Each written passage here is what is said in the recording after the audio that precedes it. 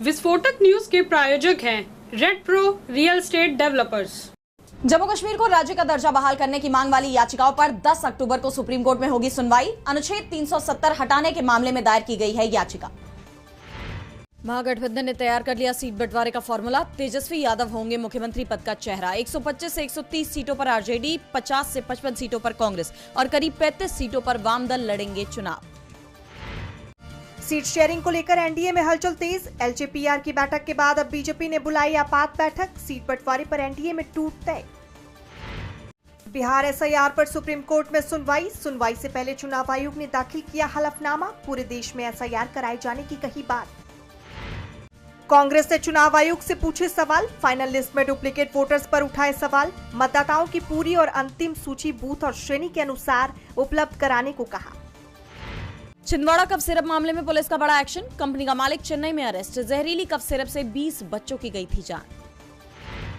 Cold drip syrup से जान जाने का मामला। सिरप बनाने वाले श्रीसन फार्मा को स्थायी रूप से किया जाएगा बंद। मामले पर सुनवाई के लिए सुप्रीम कोर्ट तैयार।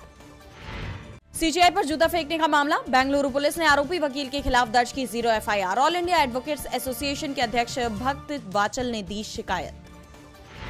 संजय सिंह का बड़ा बयान। कहा सीजीआई के खिलाफ आपत्तिजनक भाषा का इस्तेमाल करना, जूता फेंकना सब आरएसएस, बीजेपी और मोदी की साजिश। लखनऊ में बसपा की रैली। मायावती ने किया संबोधित। कहा सत्ता में आते ही पीडीए के संत और समाज को भूल जाती है सपा। जुबिन गर्ग के चचेरे भाई संदीपन डीएसपी पद से सस्पेंड। 8 अक्टूबर को हुए थे गिरफ्तार। सिंगर की पत्नी बोली उसने साथ में सिंगापुर जाने की जताई थी इच्छा। बेंगलुरु सहित अन्य क्षेत्रों में वोट चोरी का मामला। 13 अक्टूबर को सुप्रीम कोर्ट में होगी सुनवाई। राहुल गांधी ने प्रेस कॉन्फ्रेंस में लगाए थे आरोप।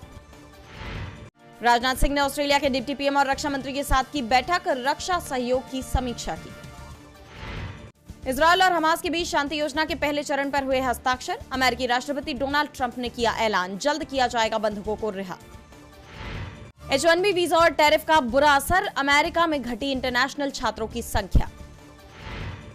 हमास इजरायल शांति समझौते के पहले चरण पर सहमत। अमेरिकी राष्ट्रपति डोनाल्ड ट्रंप ने कहा सोमवार तक बंधकों की रिहाई संभव। स्थायी शांति की दिशा में ये पहला कदम।